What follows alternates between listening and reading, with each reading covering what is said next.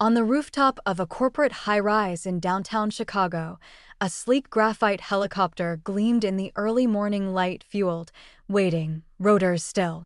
CEO Kathy Cook stood at the edge of the helipad, crisp white blazer pressed sharp as her tone, phone clutched to her ear like a weapon. She needed to fly now.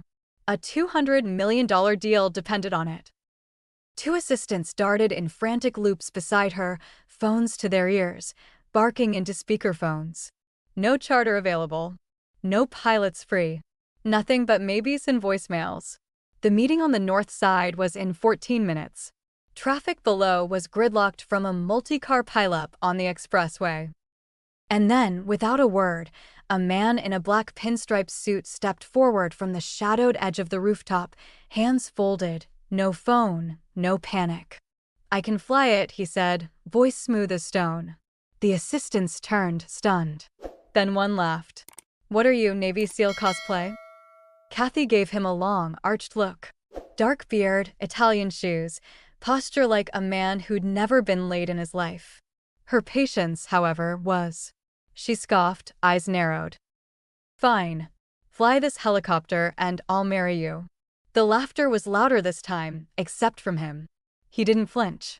Didn't smile. Just tilted his head slightly, eyes calm. "All right." She blinked. "You're serious?" He didn't respond. He was already walking toward the cockpit. What no one realized, not the assistants, not the board members watching from the windows above, was that they'd just mocked Fedro Bianchi, a man most believed to be dead. A former military pilot. A former crime boss. A current ghost, walking through Chicago like the past didn't have his face on it. Kathy Cook had no idea who she'd just dared. At 30, Kathy ran Valari Tech, a rising titan in biometric defense software. Raised in foster homes after her father disappeared under mysterious circumstances, she clawed her way through the Chicago tech world with nothing but wit, grit, and a damn good poker face. Her blonde hair was always styled to perfection, her heels sharp enough to be classified as weapons. Every room she entered bent toward her. And she liked it that way. She had a mantra she kept framed on her desk: never bluff unless you're ready to raise. Today, that bluff was about to cost her everything or change her life forever. Before we continue, like this video and comment where you're watching from. Your support helps us bring more exciting stories that you won't want to miss. The boardroom glass reflected the skyline like a blade. Kathy Cook sat at the head of the table, surrounded by men in suits who smelled of expensive cologne and even more expensive secrets. The acquisition contract had just been signed. Cheers, backpats, champagne flutes already being passed around, but her mind was still strapped to a seat in a helicopter.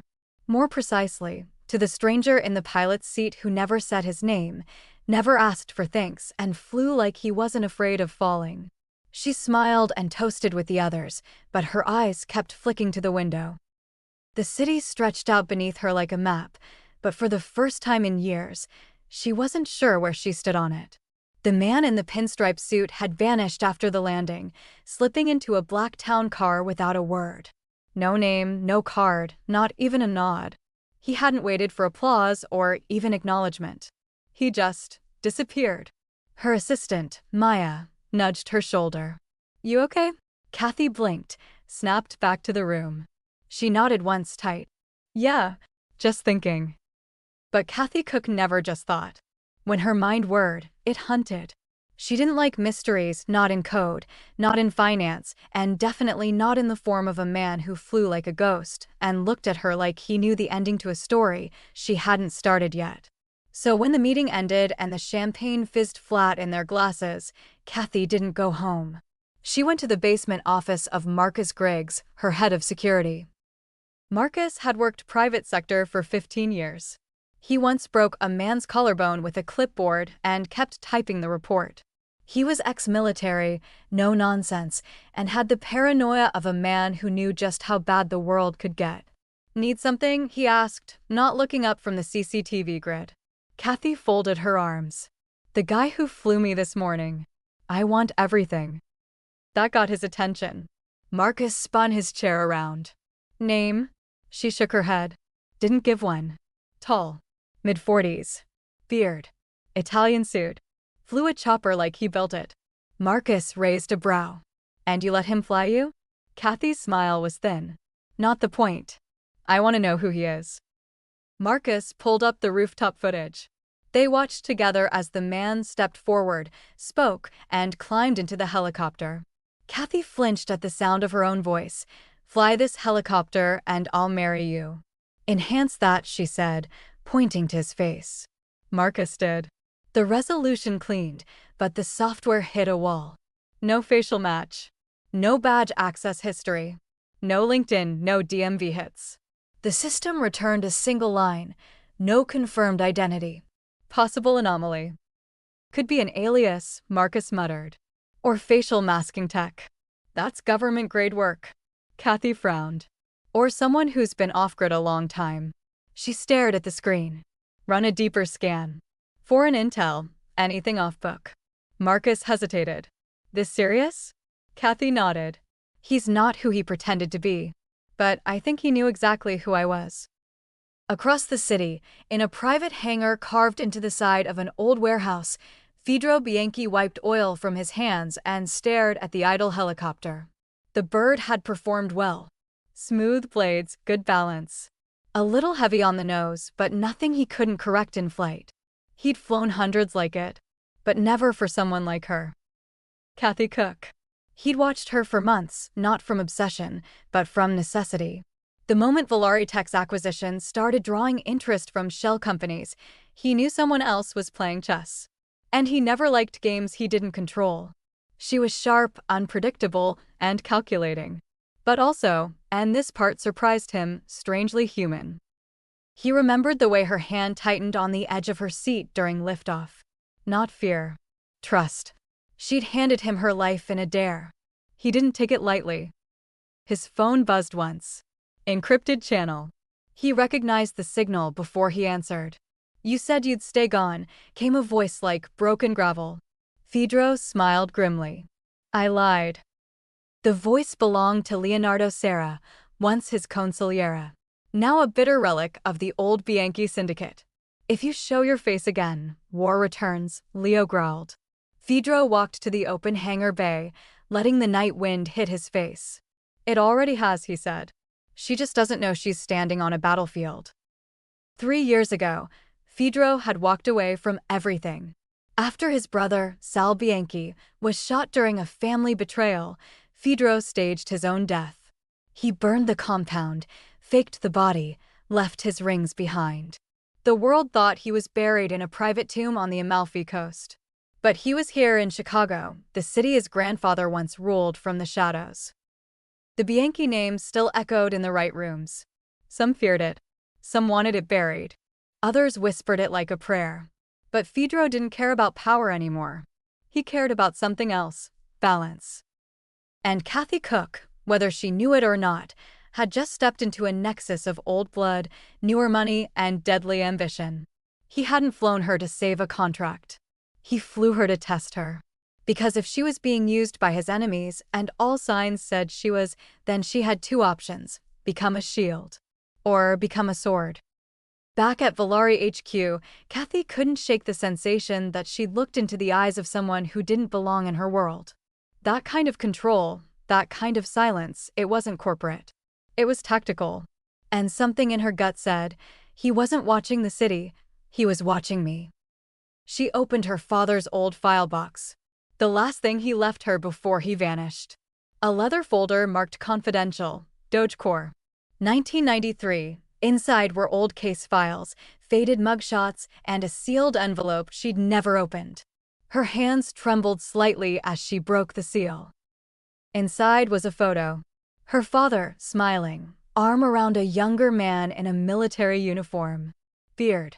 Same eyes. Same stance. Her stomach dropped. She flipped the photo over. In her father's handwriting, Bianchi. He saved me once. I pray I never have to return the favor. Fedro sat at the edge of the helipad again that night, watching the skyline glitter. He remembered that day like a scar. Her father, James Cook, had been deep undercover, trying to bring down the Bianchi family from the inside. But a rival cartel caught wind. They cornered him in a warehouse. Fedro was supposed to let him die. He didn't. He killed the 4 men, pulled Cook out, and staged it to look like a gang hit. It bought Cook enough time to escape, and by Fedro something rarer than silence: mercy. Since then, he'd owed a life. He thought the debt was dead with Cook. But Kathy's eyes were the same. He hadn't expected her to be his debt's daughter. Marcus returned with results. Nothing official. No confirmed ID. But one flagged thread from an NSA black box pinged a name: Federico Bianchi. Italian-born, US-trained. Ex-special ops with aerial command. Went dark 3 years ago after suspected ties to organized crime. They think he's dead, Marcus said, sliding over a blurry photo. Kathy stared at it. The same jawline. The same calm. The man in the suit who flew her over the city like he owned the sky. Find out who else knows he's alive, she said. Her voice was steady. And who might want him dead? In a dark corner of the city, Leo Serra poured himself a drink. He's back, he said to the empty room. A younger man stepped forward from the shadows. What now? Leo sipped once, eyes gleaming. Now we finish what we started. And we make her the pawn that topples a king. Kathy didn't sleep that night. Not because of the deal, that part was done, but because of the photo. The man she dared on the rooftop had disappeared like mist, but now he was anchored in her past, his face printed beside her father's smile. She'd stared at that black and white image for hours, tracing the lines of the 2 men, her father in a Department of Justice windbreaker, the other in camo fatigues and blood on his boots. The back of the photo haunted her more than the front. Bianchi. He saved me once. I pray I never have to return the favor. Her father, James Cook, had been a federal prosecutor with a target on his back and no real backup. He'd specialized in anti-mafia investigations throughout the late 80s and early 90s, focused primarily on the Chicago syndicates. Her earliest memories were of living in motels, changing her last name, being told to pack quickly. James was obsessed with justice, but also with keeping her safe. And when she was 10, he vanished without warning. The system labeled him missing. Some said witness protection. Others whispered murder. Kathy was thrown into foster care, bounced between homes like a package no one wanted. It hardened her, made her sharp, made her self-sufficient. She learned that in the absence of love, control was everything. At 17, she legally emancipated herself and took a night job at a tech lab downtown. By day, she studied code like it was a second language. By 23, she'd launched her first prototype, biometric software with military-grade encryption. Investors called her the blonde with brass. Kathy didn't correct them. Let them underestimate her. The company she built, Valari Tech, was born from grit, not guidance. It grew fast, too fast, riding a wave of defense contracts and silent government nods. And in every boardroom, she wielded power like a scalpel, calm, clean, precise. Her office overlooked the city like a throne made of tempered glass. But underneath all that glass was one truth she never spoke aloud. She still didn't know if her father was alive. She'd scoured every lead for years, buried herself in redacted files and unofficial channels. The world had swallowed James Cook whole. And now, out of nowhere, a man she mocked on a rooftop had returned her father to her, without saying a word. That wasn't coincidence. That was a thread unraveling. She brought the photo to Marcus the next morning. He knew my father, she said, voice clipped. Marcus studied it. Where did this come from? My father's old file box, she replied, tucked behind documents marked classified. Marcus set the photo down carefully as if it might explode. If that man is Fedro Bianchi, and he's tied to your dad, we're standing in something a lot deeper than a corporate war. Kathy nodded slowly. And we're already knee-deep. She turned away from the desk. I need to know what my father was trying to protect, and why Bianchi just came back to finish it. Across the city, Fedro opened an iron lockbox in his hideout, hands steady, heart not so much. Inside was a single photo, weathered but intact. Him and James Cook. They were younger, thinner, dirtier. The warehouse raid had left both men bleeding, but alive. He remembered the sound of gunfire echoing off the steel walls. Cook had been pinned behind crates, clutching a pistol and a folder of evidence he refused to drop. Fedro had watched from the rafters, a sniper rifle in hand, waiting for the green light to let Cook die. It never came. Instead, something unexpected happened. Cook had saved Fedro's younger brother, Sal, from a sting operation 6 months prior. He never asked for thanks. But that day, cornered and outgunned, he turned and saw Fedro above him and nodded. Not in fear. In faith. Fedro never forgot it. He dropped 2 shooters from the rafters and carried Cook out under gunfire. Neither of them spoke. Not that day. But a week later, Fedro sent a note with one sentence: "The blood debt is closed." He meant it. But now, here was Kathy, James Cook's daughter. Grown, powerful, unbreakable, and walking blind into the same shadows her father tried to escape. Fedro didn't believe in fate, but he knew legacy when he saw it. And Kathy Cook was standing on the edge of something ugly.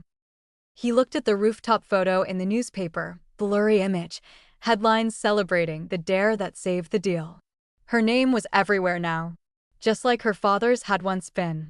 "You're louder than he ever was," Fedro muttered. "And maybe braver." But her joke, "Fly this helicopter and I'll marry you," hadn't made him smile. It stung. Not because it belittled him, but because it echoed a promise he once made to James. "If the day comes, I'll carry her too." She'd made it a dare. But to him, it was a signal. He stood alone in the hangar, holding the photo, the weight of it heavier than any gun he'd ever carried. "Your father saved my life," he whispered, as if Kathy could hear him through the night. Time to return the favor. Kathy, meanwhile, sat in her apartment overlooking Lake Michigan, rereading the contents of the folder. There were files on families she didn't recognize: Serrano, Martino, Bianchi. Next to Bianchi, her father had written a single word in red ink: complicated. The note was dated 3 months before he vanished. She pieced it together slowly. If her father had been embedded in a syndicate investigation, and if Bianchi Fedro had been part of it, then maybe her father hadn't vanished because of enemies. Maybe he disappeared because of friends. She wasn't sure which scared her more. In a world where power plays out in whispers and blood, she was starting to feel like a rook on the wrong board. Volare tech was supposed to be her weapon, but now it felt like bait. And someone had just yanked the hook. At dawn, Kathy made a decision. She pulled up the old investor registry from Volare's seed round. She scanned for names that didn't belong. One jumped out: Luciano Morelli, a man whose name never appeared at meetings, whose fund was a shell. Fedro's name wasn't on paper, but Morelli had once been his banker.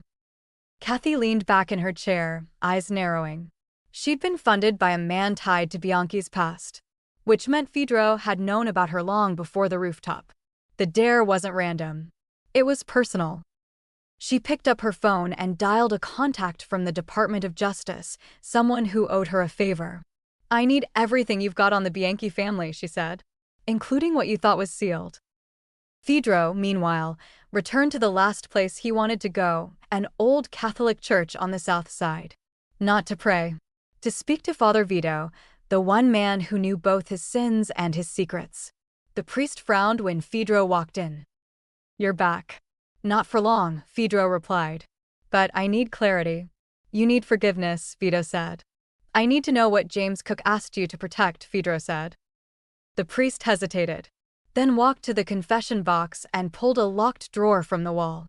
Inside was a file, yellowed, brittle, sealed with a wax stamp. "Your debt is bigger than you realize," Vito said. "She's not just James' daughter. She's the last piece." Fedro took the file. "Piece of what?" Vito didn't answer, just made the sign of the cross and walked away. That night, Kathy stood on the balcony of Volare Tower, the wind off the lake cutting through her coat. She remembered being 10, clutching her father's wrist at the train station, begging him not to go. "I'll be back soon," he'd said, pressing a coin into her palm. "Heads or tails, you win." She still had the coin. It was worn smooth now. Her life had been shaped by silence. But this was the first time silence had started to speak. And she intended to listen. No more waiting. No more ghosts. If you uncovered a secret about your parent that rewrote everything you believed, would you walk away or dig deeper? Drop your thoughts in the comments, and if you're hooked, make sure to subscribe. Marcus Griggs stood in the surveillance suite, arms crossed, eyes narrowed as the search engine churned through encrypted databases. A flicker of code pinged on screen, a connection that shouldn't exist. It was Fedro again, but not as Fedro.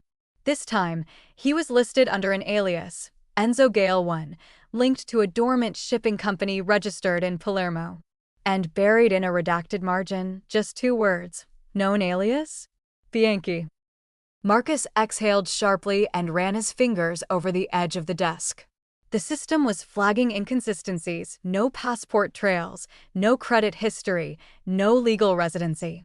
Just fragments, foreign flight logs, wire transfers, missing warehouse records. It was the kind of digital silence that only powerful ghosts could afford. And it pointed to one conclusion. The man who flew Kathy across the city wasn't a rogue pilot. He was a man erased. Which meant someone had invested a lot to keep him invisible, or someone wanted him dead. Marcus printed the documents, slipped them into a black folder, and walked straight to Kathy's office. She was reviewing acquisition files with her assistant, but looked up the second he stepped in. "Talk to me," she said. Marcus set the folder down gently. "You're not going to like it." Kathy opened the first page, eyes scanning fast. Her voice was quiet when she spoke again. "Bianchi." She leaned back slowly, fingers steepled. "So it's real. He's not just tied to my father's past, he's resurfacing under a new name." Marcus nodded. "And this alias, Enzo Gale 1? It's tied to a shipping front that got flagged by Interpol last year for suspected arms movement."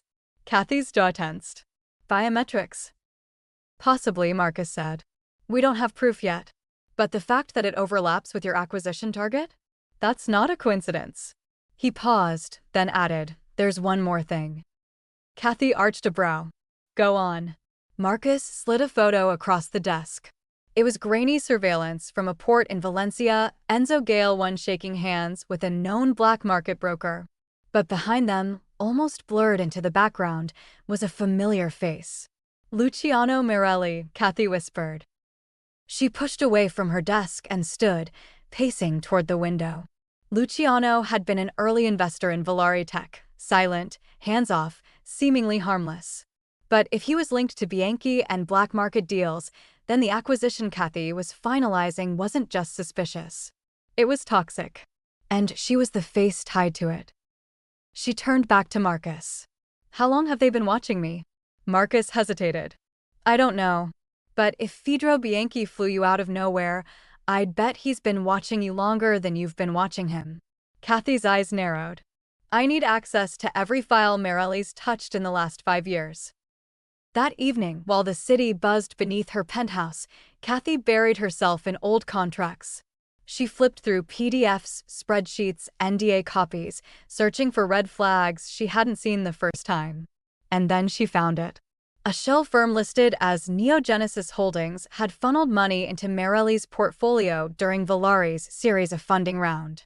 The funds originated from a now-defunct defense contractor, one flagged in a biometric smuggling case 2 years ago. Her hands trembled on the touchpad. This wasn't theoretical anymore. She was the face of a company tied to military-grade biometric data, sold off the books. And she had no idea how deep the rot went. Until now. A knock at the door jolted her. She crossed the room and opened it, surprised to see Fedro standing in the hallway, same suit, same steady posture. No guards. No entourage. Just him. "I didn't give you my address," Kathy said flatly. "You didn't have to," he replied. "You left your blinds open." Her lips pressed into a line. "Are you here to finish what my father started? Or undo it?" Fedro didn't answer at first.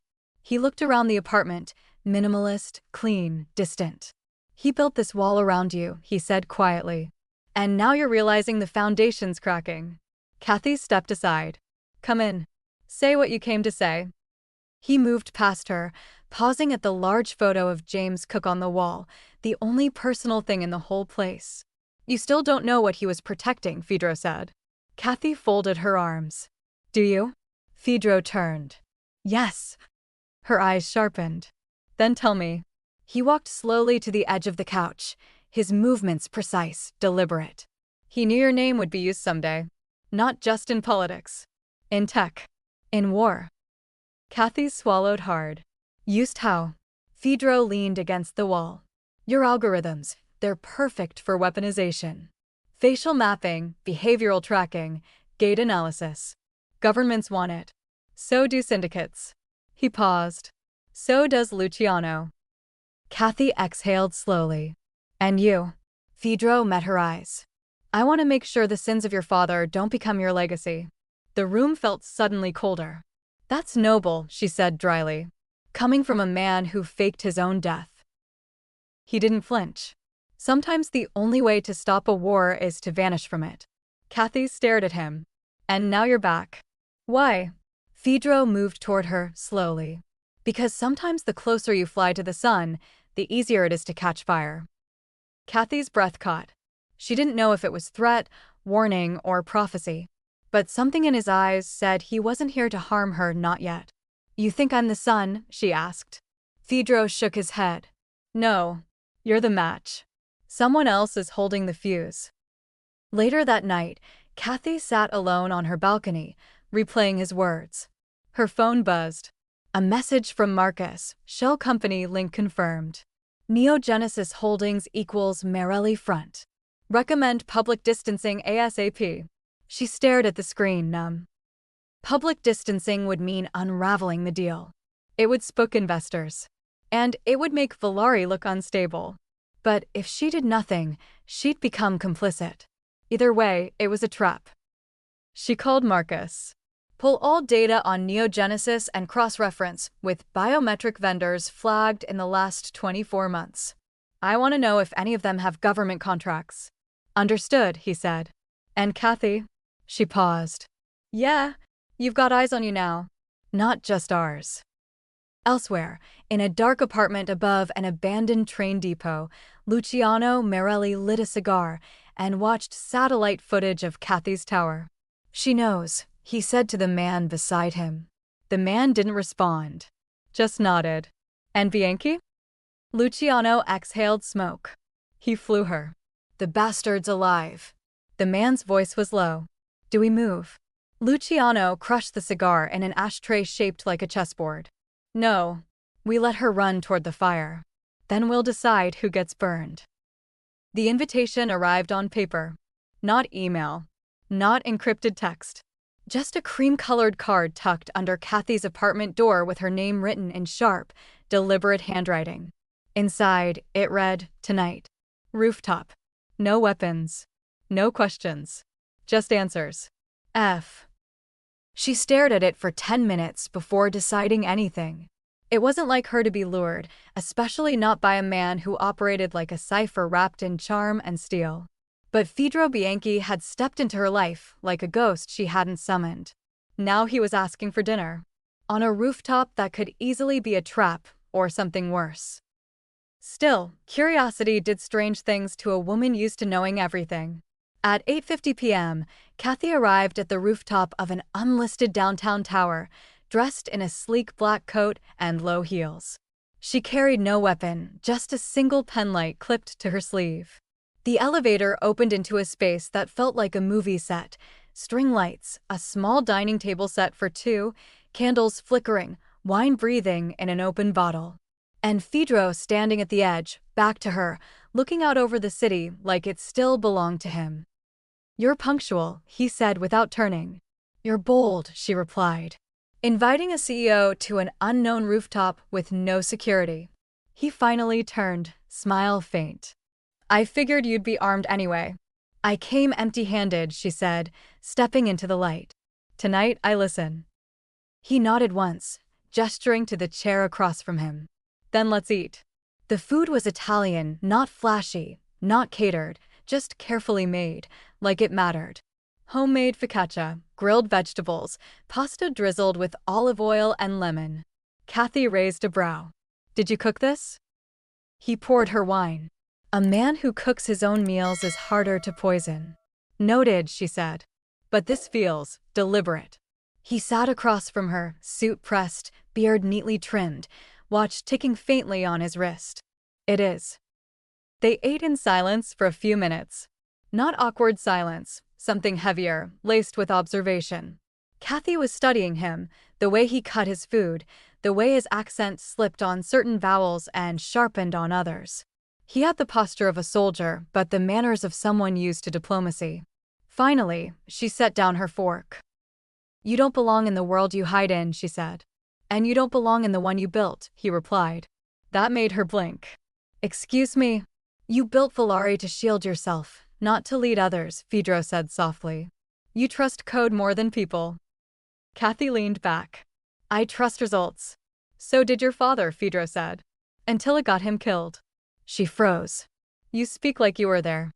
I was closer than anyone knew, he replied. And farther than I wanted to be. She studied him again, slower this time. The lines at the corners of his eyes. The way he always watched the exits. The silence between his words, deliberate, practiced. You're military, she said quietly. Not just connected. Trained. Fedro's lips curved faintly. Observant.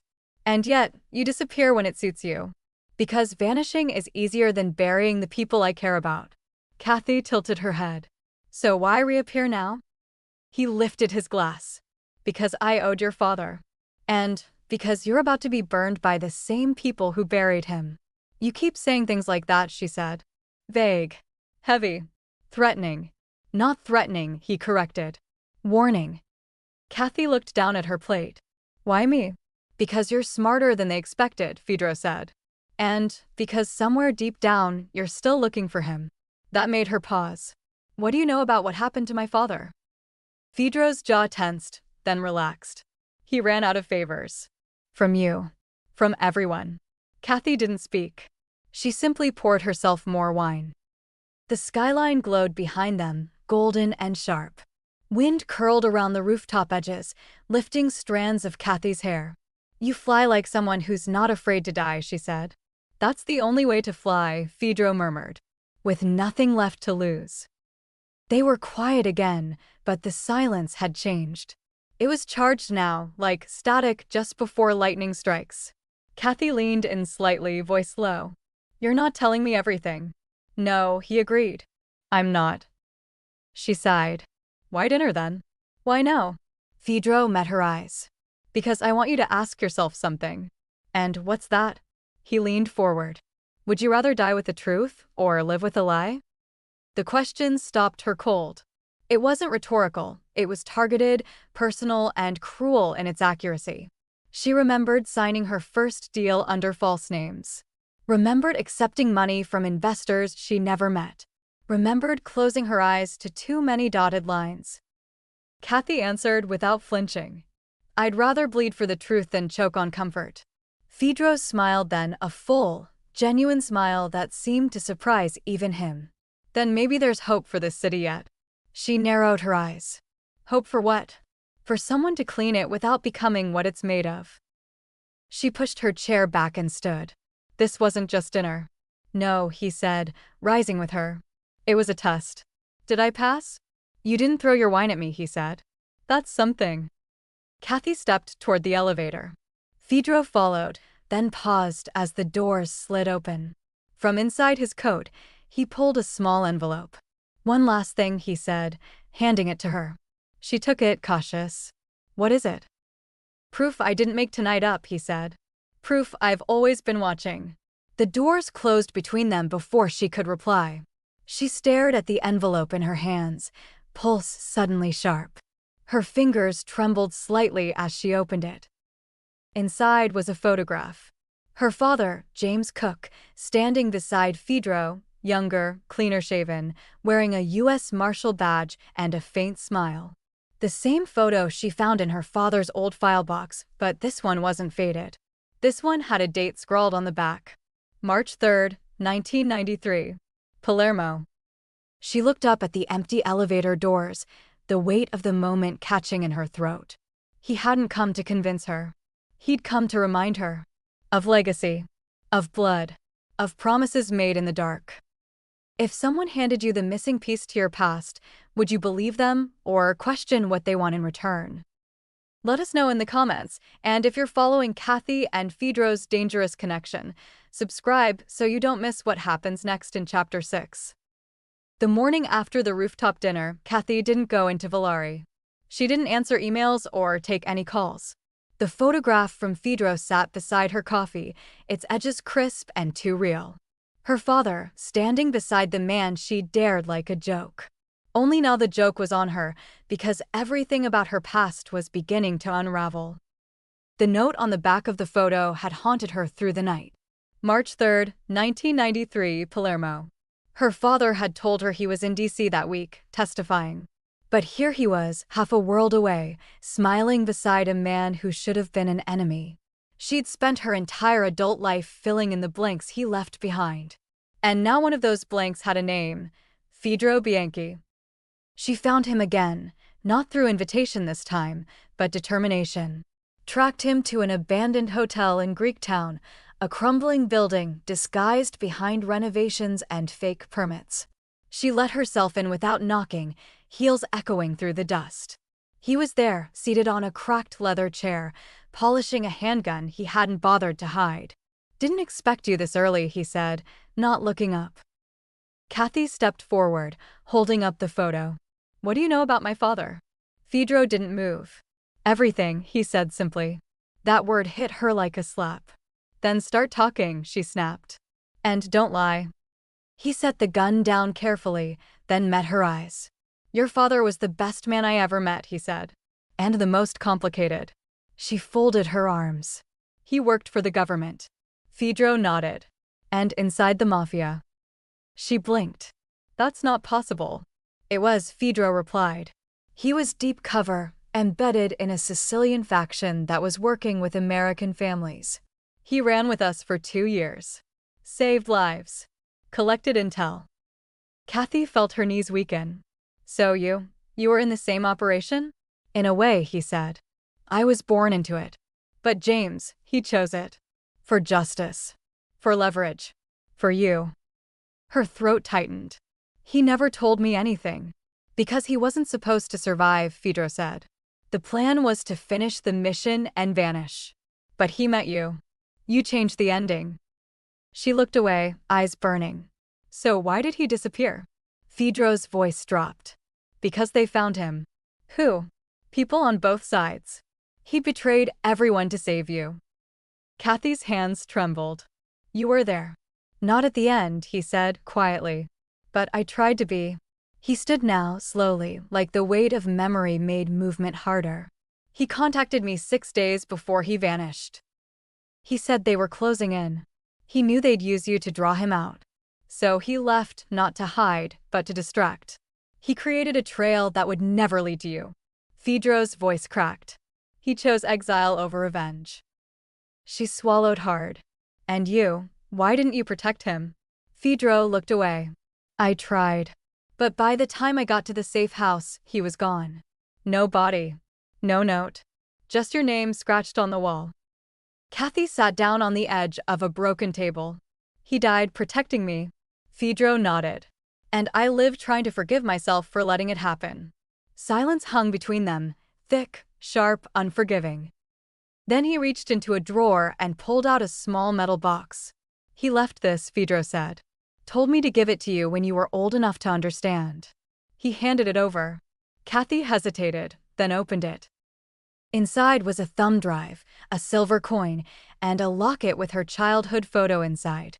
She stared at it for a long time, then closed the box slowly. "Why me?" she asked again. "Why now?" "Because Merelli's moving," Fedro said. "And he's going to use you to find me." Kathy stood, steel returning to her spine. "How?" "By painting you as an accomplice in a biometric arms deal," he said. "You'll be the face of the fall." She paced now, fury rising. "He can't. The shell company is his," Fedro interrupted. "And he's already leaked the deal to the press. You're a day away from becoming headline news." "Then stop it," she snapped. "Expose him." "And drag my name into it?" Fedro asked. Then what? They come for you too. She turned toward the window, heart pounding. So what's the plan? We bait them, Fedro said. But on our terms. How? We let them believe I care enough to come out of hiding for you. Kathy's joy tightened. You do care. That's not the point, he said. The point is making them believe that vulnerability is a weapon. That's a dangerous game. It's the only one we have left. She looked back at him. What if we lose? Then we burn it all down together. Kathy's breath caught. There was something terrifying and strangely comforting in his certainty. Like standing next to a storm that promised to only destroy what needed to go. Fedro moved to the corner and pulled a dusty tarp off an old trunk. Inside were weapons, documents, burner phones, remnants of a life he'd never truly left. You're building an arsenal, Kathy murmured. No, he said. I'm finishing a war. Meanwhile, across the city, in a penthouse lined with bulletproof glass, Luciano Merelli stood before a bank of monitors. She met with him again, his assistant said. Alone. Luciano nodded slowly. Then he took the bait. The assistant hesitated. And if he doesn't show up at the extraction? He will, Merelli said. He still believes in loyalty. That's always been his weakness. He turned toward the window. Send word. We move tomorrow night. Back in the hideout, Kathy closed the metal box and tucked it under her arm. I want in, she said. Fedro looked at her carefully. You already are. No, I mean all the way, she insisted. If they want to use me as bait, then let them, but I get to pull the string. He raised an eyebrow. This isn't a game, Kathy. Then stop treating me like a pawn. You think you're ready for this? No, she said. But I've been waiting my whole life to stop running. A long silence passed. Then Fedro nodded once. All right, let's begin. And just like that, the lines were drawn. The daughter of a vanished man and the ghost of a syndicate were going to war. The deeper Kathy dug into Neogenesis Holdings, the more it began to rot in her hands. What had once looked like a silent backer from her Series A investment round now unraveled as a carefully engineered funnel, moving funds, patents, and facial biometric data across borders under shell names. The company she was acquiring wasn't just building secure access tech. It was refining weaponizable biometric targeting systems, software that could lock onto a human face and trigger a drone in under 4 seconds. Her tech. Her code. Rewritten in blood. She stared at the files Marcus had decrypted, feeling a chill crawl across her spine. Licenses routed through Panama, patents registered in Hong Kong, then quietly sold to contractors flagged by NATO. The same code she had developed to safeguard voting booths and border systems was now being twisted into black market kill switches. And her name, Catherine M. Cook, appeared on every page. She'd built an empire, only to realize someone had turned it into a missile silo behind her back. Marcus didn't mince words. You sign that acquisition deal, you go to prison the second it leaks. Kathy nodded slowly.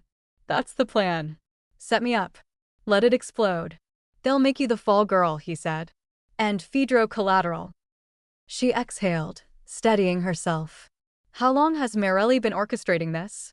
Marcus pulled out an old fax. 6 months before Valari even launched. Merelli's money propped up half your competitors, then funneled you into this exact position. Why me? She asked quietly. Because you're clean, Marcus replied. Or you were. She pressed her palms to the glass wall of her office. Chicago looked the same, fast cars, blinking towers, suits moving like ants, but now she saw it differently. This wasn't a city of progress. It was a chessboard soaked in oil. And she had been playing blind. When Fedro entered the room, she didn't look away from the skyline. It's confirmed, she said. The company's dirty. My code's been hijacked. I'm the signature they need to legitimize the entire funnel. He stepped closer. And once you sign, they drop the bomb. She turned, holding up the file. This isn't just a smear campaign. This is criminal warfare. Designed to bury you, Fedro said. And take me with you. Why you? She asked. Because I'm the only one who can expose the source, he said. And they know I'd rather die than let them win. Kathy stared at him for a long moment. So what happens now? Fedro met her eyes, unreadable. You don't walk away from this unless someone burns for you. The words hit her harder than expected. They weren't cruel. They were honest. She stepped toward him. Are you that someone? The air between them shifted. He didn't blink. Didn't move. Just said nothing. That silence said everything. Instead, Fedro pulled out his phone, a black burner with a cracked screen, and typed out a single message. He hit send without hesitation. Kathy caught a glimpse of the screen. One sentence: prepare the helicopter. She didn't ask what it meant. She already knew. Whatever came next wouldn't happen in courtrooms or conference calls. It would happen in the air, fast, dirty, final. Fedro was going back to war. He handed her a USB drive. Encrypted data dump. Everything Neogenesis has touched in the last 3 years. If anything happens to me, release it to the press and Interpol simultaneously. Kathy gripped the drive. You're expecting to die. I'm expecting someone to try, he said. But I don't die easy. She looked at him then, not as a shadow or a threat, but as something closer to inevitable. You never answered my question, she said. Why me? He tilted his head. Because you're the last person in this city who still believes in fixing things the right way. She shook her head. Not anymore. Good, he said. Because the right way got us nowhere. Marcus entered the room with 2 reports in hand. Surveillance flagged an encrypted meet between Morelli's second and a former arms buyer. They're planning a media leak tomorrow, timed with your signing. They'll stage an anonymous tip to DOJ, then leak the files to the press. You'll be indicted before lunch. Kathy took the file from him, eyes scanning fast. How do they expect me to sign? They've already forged a fallback version of your authorization, Marcus said. All they need is plausible presence. If you don't show, they'll use deepfake footage and bury the truth in noise. And if I do show, she asked. They'll kill you, he said flatly. She turned to Fedro. So, what's the real plan? He moved to the blueprint on the table and spread it out. It wasn't a building. It was a helipad, the private roof of Zero Vault Tower, Morelli's shell headquarters. You're going to walk into that building like nothing's wrong, Fedro said. And I'm going to be 10 seconds behind you. Extraction, she asked. Or assassination? Fedro looked up, deadly calm. Depends on who shows up first. You're walking into their trap, Marcus muttered. No, Fedro corrected. We're flying over it. The next morning, Kathy dressed deliberately. Sharp black pantsuit. Neutral makeup. No jewelry, no flash. Just the look of a woman ready to shake hands with hell. As she stepped into the car, Marcus handed her an earpiece. Audio only, he said. No mics. If anything changes, say the word ashtray. Ashtray? She frowned. It's a word you'll never say by accident, he said. Trust me. She entered Zero Vault Tower at 10:02 a.m. Security scanned her ID, waved her through with unnerving ease. The elevator ride-up felt endless. On the 78th floor, she stepped into a boardroom made of glass and shadows. Morelli stood at the far end, smiling like a man hosting a funeral. Catherine, he said, arms outstretched. A pleasure to see you in person. She didn't shake his hand. Let's cut to it. Of course, Morelli nodded. Right this way. A thick folder lay waiting beside a stylus. She sat, eyes flicking to the 2 men at Morelli's flanks, muscle, not staff. The final paperwork, he said. Just need your Touch ID to finalize the encryption signature. She glanced at the screen. It was a mock interface. But the contract was real. Her finger hovered above the reader. Ashtray, she said softly. In the earpiece, Marcus's voice clicked in. Copy. 5 seconds. Morelli's smile faltered. Something wrong. I just realized, Kathy said, voice cool. I don't like liars. And then the window shattered. A helicopter hovered outside, rotor blades slicing the sky like a war drum. Fedro rappelled in through the blown glass, boots hitting the table hard enough to crack the touchscreen. Gun drawn, aimed steady. Nobody moves.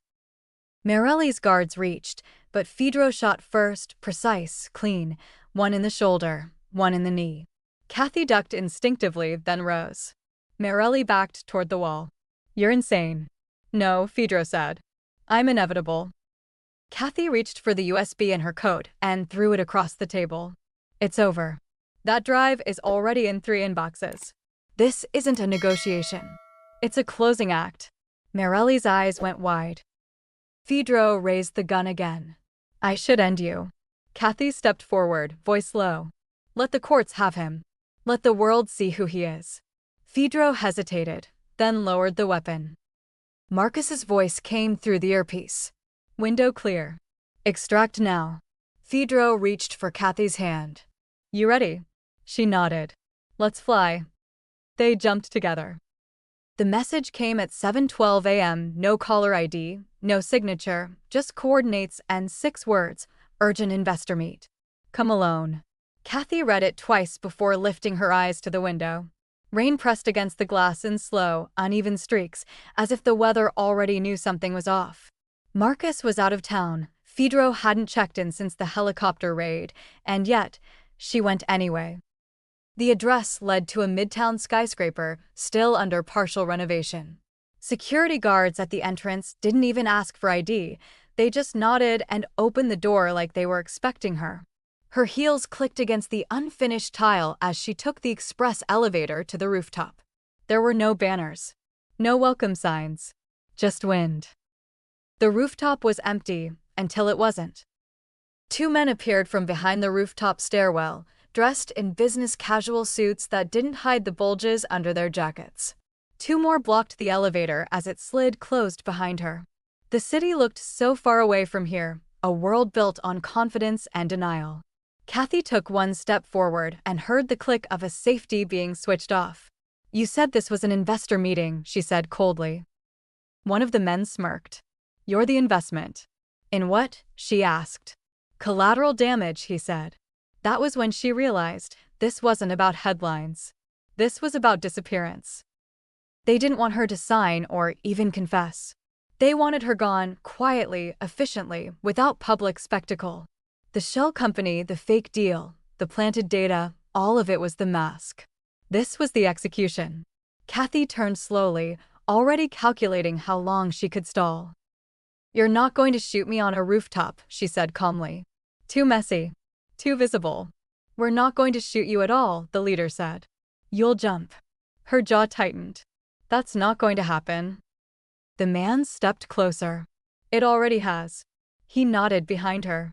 Kathy turned in time to see one of the guards lift a small drone launcher from a case. Once we activate your biometrics, the story writes itself.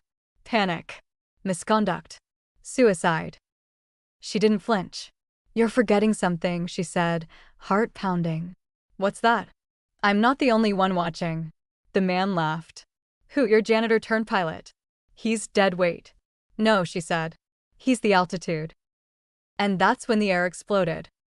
A deafening roar broke across the rooftop as a helicopter dropped in from above, rotors slicing low, wind blasting through the space like a war zone. The men ducked instinctively, and that split second was all she needed. Kathy dropped to the ground, rolled behind a concrete column, and screamed into her earpiece. No! The side door of the chopper swung open, and there he was, Fedro, helmeted, gloved, eyes locked in a razor-sharp squint. The chopper spun once, flares blasting from the undercarriage to disorient the gunman. The rooftop lit up in orange and red bursts, and bullets pinged uselessly against the reinforced hull. Fedro lowered the bird like it was weightless, skimming just feet above the rooftop edge. Kathy ran. Gunfire chased her. A round clipped the edge of the concrete as she launched herself forward. Fedro reached out as the skids hovered level with the rooftop lip. She grabbed his hand, and he yanked her in, one swift motion, as natural as breathing. Go, she shouted. He hit the throttle and the helicopter surged upward, blades carving through the rain. Below them, one of the men reached for the drone launcher again. Fedro saw it. His thumb tapped a switch, and a single missile fired, not at the men, but at the fuel reserves stacked near the helipad wall. The rooftop exploded. The blast lit up the skyline, windows rippling from the shockwave. Smoke billowed into the early morning air, black and thick, curling into the clouds like a warning. Kathy pressed herself against the seat, breath coming in quick gasps. Her heart felt like it was trying to escape her ribs.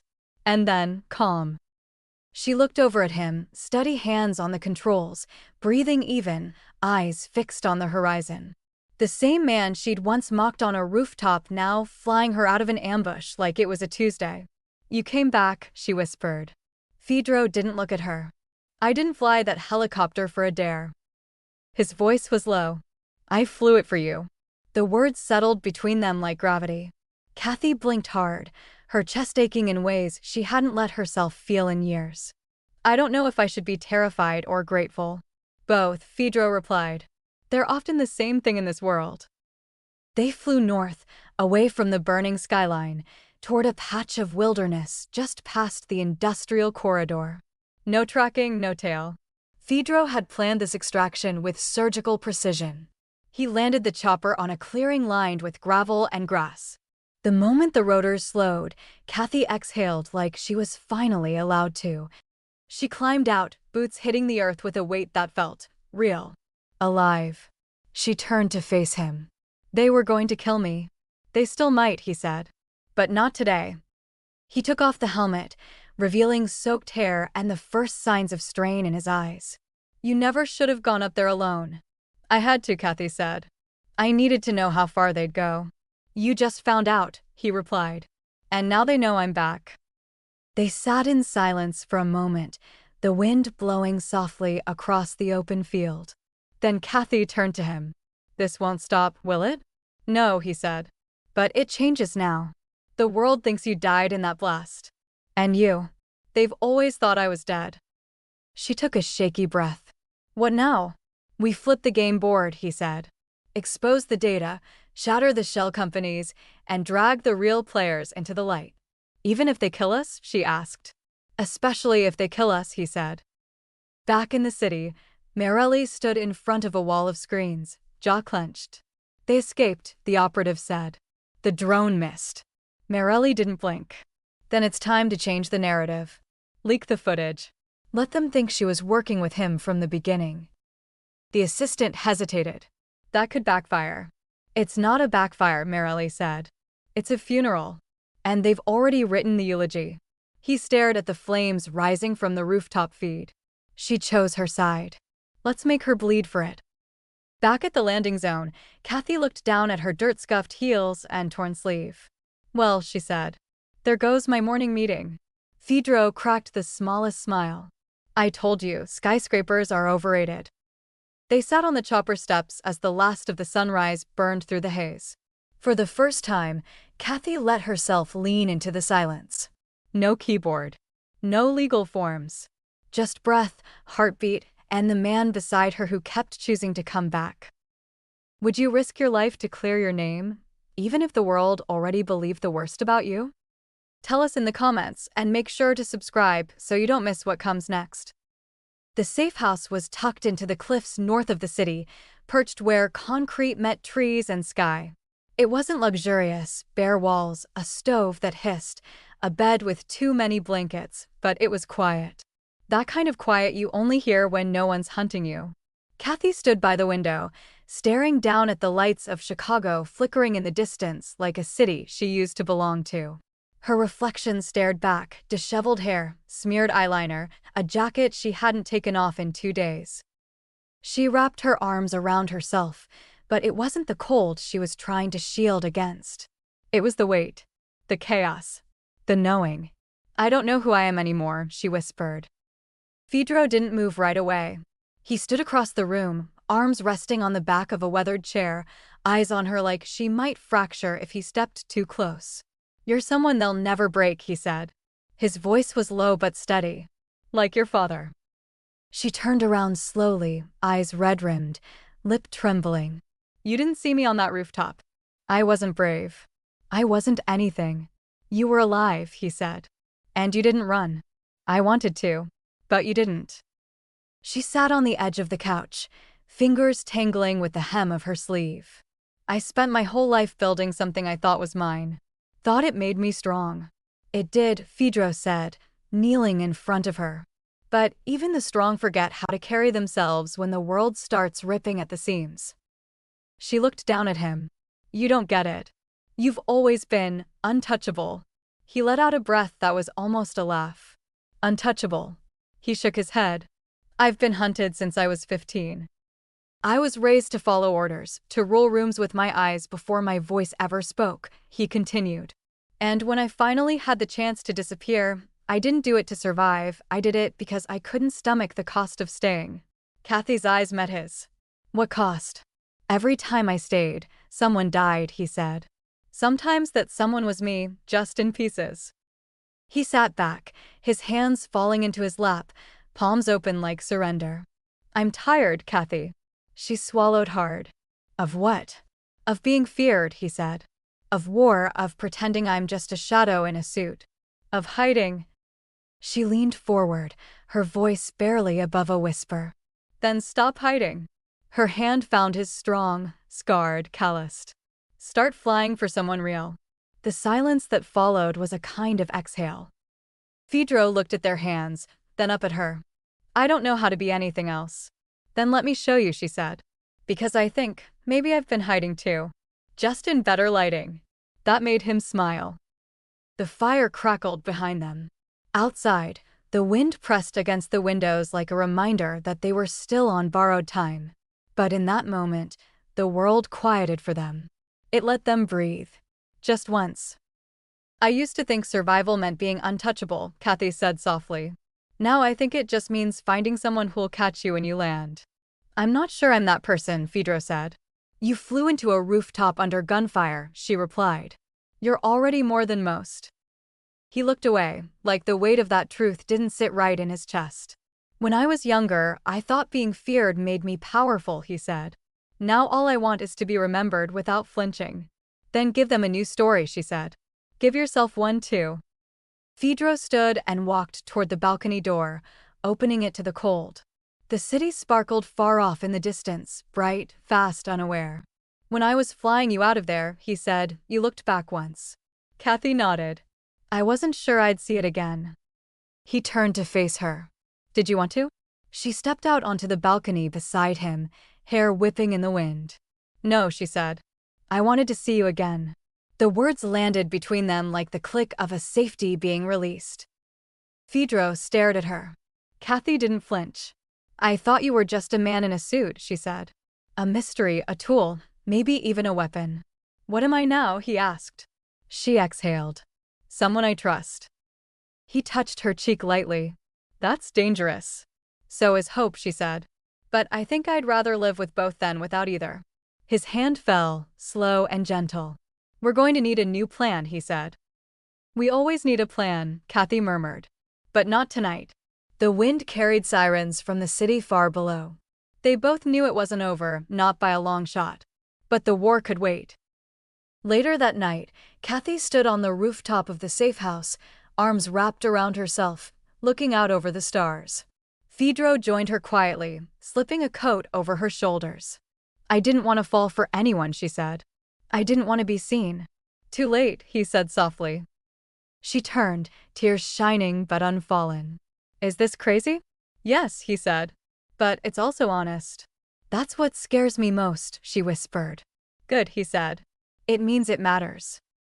And in the quiet, beneath the stars and above the city that had tried to bury them both, she kissed him. Slow, certain. Not as an escape, but as an arrival. A homecoming neither of them had planned for. When they pulled apart, he touched his forehead to hers. Whatever happens tomorrow, he said. I'm not running. Neither am I, she whispered. I think we've flown far enough from who we were. They stood there until the cold finally drove them back inside. The fire was still burning, soft and low, like it had waited for them to find warmth elsewhere. Kathy curled onto the couch, Fedro beside her, their hands tangled together on instinct. No promises were spoken, but something unspoken had already been kept. Tomorrow would bring enemies, headlines, maybe even more blood. But tonight brought truth. And it was enough. Weeks had passed since the rooftop burned behind them. Chicago moved on like it always did, headlines replaced with new scandals, stock markets breathing like beasts in sleep. But Kathy hadn't returned to her tower. Not once. She'd vanished in plain sight, just like her father once had. Only this time, she wasn't running. She was deciding. She spent days in the quiet of the safe house and nights drafting statements she never sent. Every version of the truth came out sounding like strategy. Until she realized the only thing she owed the world was silence. She let the lawyers handle the shell company fallout. Every leak Fedro gave her became an inferno for Merelli's camp. Within 2 weeks, the SEC froze 3 of Merelli's holdings. The DOJ began making quiet arrests. Kathy didn't gloat. She just watched. The story became legend. The woman who escaped a rooftop hit, the man who flew into gunfire to pull her out. No one could verify it. No photos. No footage. Just whispered names and questions left unanswered. Valari Tech went dark for a while, the board scrambling, PR spinning, stock prices trembling at the edge. Kathy let it happen. She had nothing left to prove. Sometimes letting things burn was the only way to build something better. Something honest. And then, one soft morning, she put on the white suit again. The same one from the first rooftop, crisp, elegant, ironed like armor. She tied her hair back into a low twist, slipped on a pair of clean gloves, and walked without hurry. The city shimmered around her. But it was the helipad that waited. It was exactly as she remembered it. Wind tugging at the edges. The sound of traffic below like a heartbeat she used to obey. And beside the helicopter, familiar, steady, stood Fedro, sleeves rolled, wiping down the windshield like it mattered. Like details still mattered. He looked up the moment he heard her footsteps. Didn't smile. Not yet. Just watched. Like the moment might break if either of them acknowledged it too soon. Kathy stopped a few paces away. She held up a small silver object, the keys to the helicopter, then tossed them underhand with perfect aim. Fedro caught them easily, closing his fist around them with a soft clink. She tilted her head, voice calm. "I never meant it," the marriage line. He gave a small grin. "I know. I meant it to sting," she added. "It did," he said. "But not the way you think." She took a breath. "But what if I do now?" The grin faded. Slowly. Gently. Replaced by something deeper. Something quieter. Fedro stepped toward the cockpit. His boots echoed on the metal just once. He opened the side door and turned back to her. "Anywhere?" he asked. His voice was steady. Not hopeful. Not pleading. Just open. She nodded slowly. "Anywhere we can start over." The moment held. Then moved. Like wind between buildings. Like forgiveness in real time. He climbed into the pilot's seat, flipping switches like second nature. The blades groaned once, then whirred to life. Kathy stepped up, took her seat beside him. The belt clicked into place with a finality that felt like punctuation.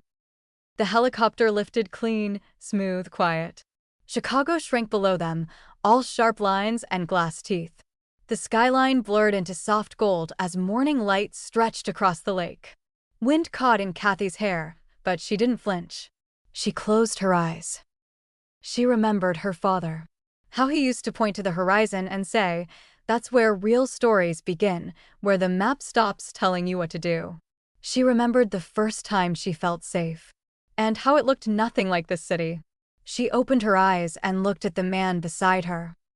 Fedro didn't glance away from the controls. But he spoke, voice soft in her headset. "You sure?" "No," she said. "But I'm tired of surviving. I want to live." He nodded. They flew north for a while. Past the edge of the skyline. Past the river, past the warehouses, past the city limits. Just trees and sky and possibility. Just silence and breath. The headset crackled faintly. "Where do you want to go?" She smiled. "Somewhere with no name." "That's a lot of places." "Exactly." He leaned back slightly, adjusting altitude. "You know, I used to fly for my country." "Now you fly for me," she said. "No," he said. "Now I fly with you." Kathy felt that land inside her. There were no contracts here. No threats. No fake investors, no forged signatures, no revenge in the wings. Just sky. And a kind of freedom she hadn't realized she'd earned. She reached for his hand without looking. He gave it without resistance. She felt the calluses again, reminders of who he was, who he'd been.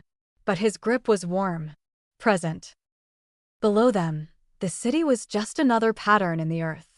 A place they had both survived, but not a place that would define them anymore. Kathy turned her head, letting the sun hit her face through the glass. "Do you think it's possible?" she asked. "To start over?" Fedro was quiet for a beat. "Only if you stop pretending you never broke." She nodded. "I broke," she said. "But maybe that's what lets the light in." He squeezed her hand gently. The landscape kept changing beneath them. Trees, lakes, winding roads, specks of towns they didn't need to name. Kathy felt her heart beat slow. Not in fear. In peace.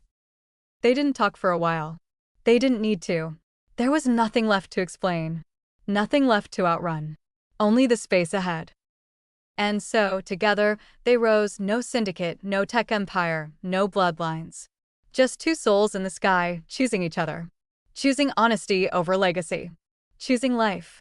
Finally. Thank you for listening to this story until the very end. There's another interesting one on your left screen that I think you'll really enjoy.